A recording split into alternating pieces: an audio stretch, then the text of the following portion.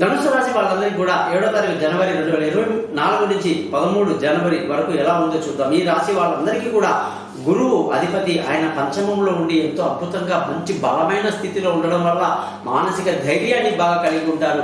పిడుగుపడ్డా కూడా మీరు ఏమీ కదలరు అనమాట. అంత గొప్ప టైం మీ ధనుసు రాశి వాళ్ళకి నడుస్తుంది.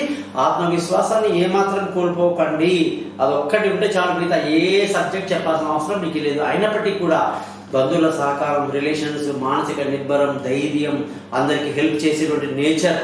కానీ మీరు మాత్రం పొరపాటున ఒక మాట అనొద్దండోయ్, నేను వాడికి సహాయం చేశాను చూసావా వాడు వైపు చూడలేదు అని. భగవంతుడు చేయడానికి సహాయమే చేస్తాడు, మళ్ళీ ఆ ఎక్స్పెక్ట్ చేయడు. కాబట్టి మీరు ఆ పొజిషన్లో ఉండి దాన్ని చులకన చేయబాకండి. కాబట్టి అందరికీ సహాయం చేయండి. విలువైన వస్తువులు, భూములు, వాహనాలు, ఇతరత్ర అన్నీ కూడా కొనడానికి ఎంతో అనుకూలమైన వాతావరణంలో మీరు ఉన్నారు. ఇక పిల్లల ఆరోగ్యం బాగుంటుంది, వాళ్ళ విదేశీ యానాలు బాగుంటాయి, దూర ప్రయాణాలు బాగుంటాయి. అనేక రకాల తెలివైన నిర్ణయాలతో ఈ వారం అంతా ముందుకు దూసుకువెళ్తారు.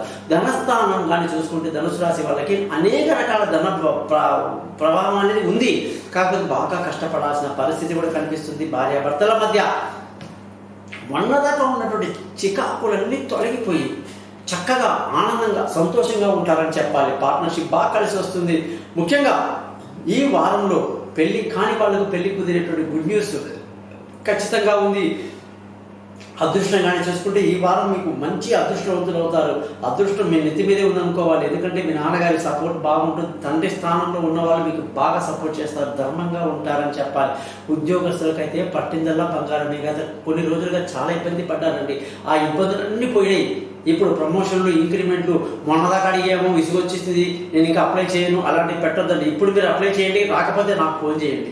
అలాగే వ్యాపారం అయితే ఈ వారం కాస్త కష్టాలకు లోనయ్యి మనం అనుకున్న డబ్బు రాక, పెట్టుబడి పెట్టిన దానికి తిరిగి రాక చాలా ఇబ్బందులు కలుగుతాయి. కాబట్టి అలాంటి విషయాల్లో ధనుసు రాశి వాళ్ళు జాగ్రత్తగా ఉంటే మంచిది. రోజు చక్కటి సుందరకాండ పారాయణం చేయండి, సక్సెస్ మీదే.